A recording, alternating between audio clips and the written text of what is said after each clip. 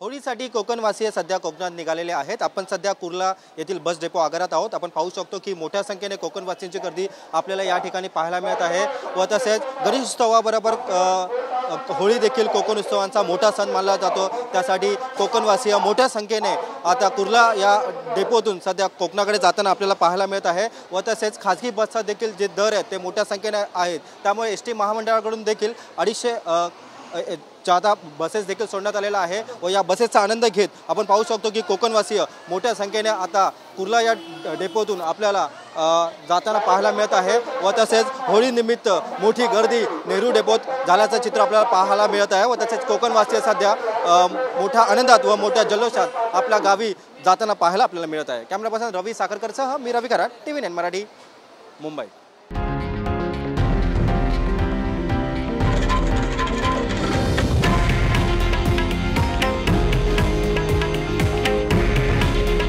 हे आहे देशातील नंबर 1 न्यूज नेटवर्क आणि आपण पाहत आहात TV9 मराठी।